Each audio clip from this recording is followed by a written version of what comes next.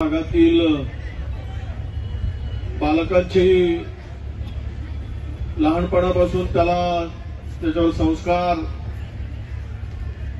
आणि त्याचं पूर्ण भविष्य घडवण्यासाठी पहिली पायरी जर कुठली घडवत असेल तर ती अंगणवाडी सेविकेच्या माध्यमातून घडते। ती महत्वाचं पाऊल ती टाकली जाते। आम्ही ग्रामीण भागातले आमदार आहोत। गेल्या अनेक वर्षापासून आपण आपल्या हक्कासाठी लढत तुटपुंजा मानधनापासून फार मोठ्या गर्जना झाल्या, पण आपलं आंदोलन सुरू असताना मध्यंतरीच्या काळामध्ये थोडी वाढ केली। 10,000 7,500 घेऊन गेले। पण आज जर विचार केला की आपण महागाई ज्या पद्धतीनं वाढते आहे, 400 रुपयाचा सिलेंडर 1200 रुपयावर झाला। गोड तेल, खाण्याचं तेल 60 रुपये किलोचा आज आपण बघतोय की आज 150 रुपये किलोवर गेलाय, 150 रुपये लिटरवर गेलाय। सर्व गोष्टी महाग झाल्या, डिझेल, पेट्रोल। सामान्य माणूस, गरीब माणूस आपलं जगणं कठीण झालंय। त्याचं कुटुंब आणि कुटुंबाचा गाळा हाकणंही कठीण झालाय। अशी त्या महागाईच्या जळा या सर्वांना भोगावं लागतंय। अशा स्थितीमध्ये जे मानधन मिळतंय ते अत्यंत अपुरं आहे आणि म्हणून आपण आंदोलन सुरू केलं। पण मला एक सांगायला पाहिजे की तुम्ही एवढे मोठे आंदोलन केला, विधान भवनावर मोर्चा आला, 2-2 मोर्चे तुमचे निघाले।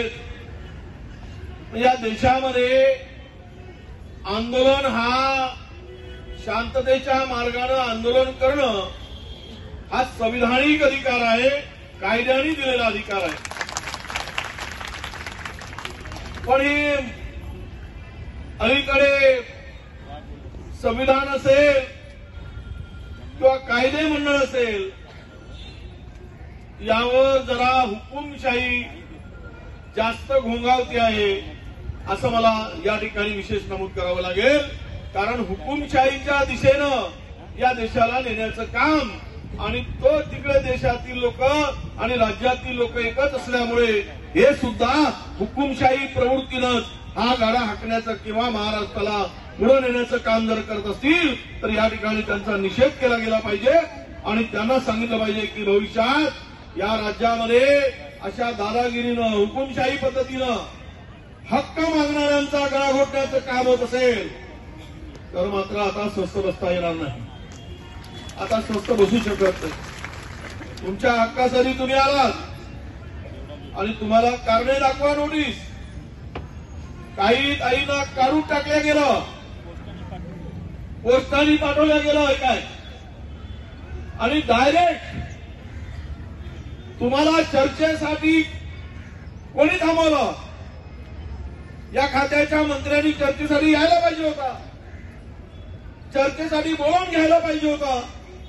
पण चर्चा न करता कारवाई जर करत असाल तर याद राखा, तुमचे दिवस काही फार नाही, तुम्हाला ही अंगणवाडी सेविका उतरवायची राहणार नाही।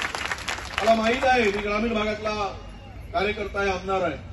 जर एक अंगणवाडी सेविका मनात आणली, एका गावातले 100 मतं या नालायक लोकांचे कमी केल्याशिवाय आणि तो निर्धार तुम्हाला करावाच लागेल। करणार का नाही? यांची जिरवायची असेल ना चर्चा तर करा। देणं घेणं कमी जास्त हा नंतरचा विषय आहे, पण ही हुकुमशाही, ही दादागिरी, ही मस्ती ही आली कुठून हा खरा प्रश्न येतोय। आणि म्हणून ही मस्ती जर जिरवायची असेल तर याला निर्वाणीचा इशारा देण्याची आवश्यकता आहे असं मला वाटतं। आणि नक्कीच ज्यांना सद्बुद्धी हो आणि हा लवकर विषय सोडवा, नाहीतर उंदरासारखे म्हणाल आणि तुमची सरकार जाईल, हे नक्की आहे। मला माहित आहे हो दादा, एक भगिनी जर लक्षात आणली 100 घरातील 100 महिलांचे मतं, आता राहिले की 2-4-5% फरक पडतो।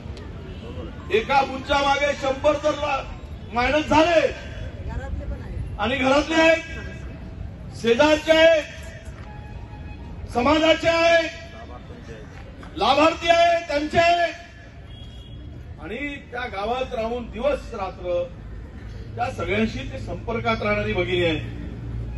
आणि अरे किती सेवा करायच्या. मदतनीस ताई स्वतःच्या पोरासारखंच दुसऱ्याच्या पोराचं ढुंगण ढूळ साफ करून देते. ही ती काम करणारी माझी मदतनीस आहे.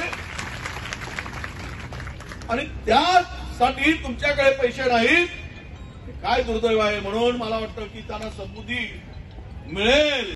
शासन आपल्या दारी, त्याच्यासाठी पैसे 15 कोटी रुपये शासन आपल्या दारीसाठी. हेच पैसे गरिबांना दिले तर, या अंगणवाडी सेविकेला दिले तर काम झालं असतं. म्हणून मी म्हटलं ईश्वर यांना सद्बुद्धी मिळू दे. प्रभू रामचंद्रा यांना सद्बुद्धी दे. यांच्या हातून या माझ्या अंगणवाडी सेविकेच्या मदतीसाठी मानधन वाढवण्याची सद्बुद्धी दे. नाहीतर बजरंगबली यांची पाठ फोड आणि यांचा शाप लागेल. यांची पाठीवर मारेल कदा. हे काय पापी लोक आहेत, पापी लोक, ज्याला मी पुण्य पाप वगैरे मानत नाही. खरं म्हणजे आम्ही माणसात देव शोधणारे माणसं आहोत. धर्म कुठे आहे? माणसाच्या सेवेत आहे. खरा धर्म कुठे आहे? माणूस कुठे आहे? माणुसकी आहे आणि मानवता आहे, तिथे खरा धर्म आहे. हे मानणारे आम्ही आहोत. आम्ही देवळात देव नाही पाहिला, माणसाच्या सेवेत देव पाहिला आहे.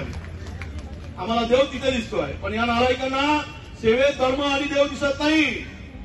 यांना धर्मामध्ये राजकारण करायला देव दिसतो. अशा प्रकारची प्रवृत्ती या देशामध्ये आहे.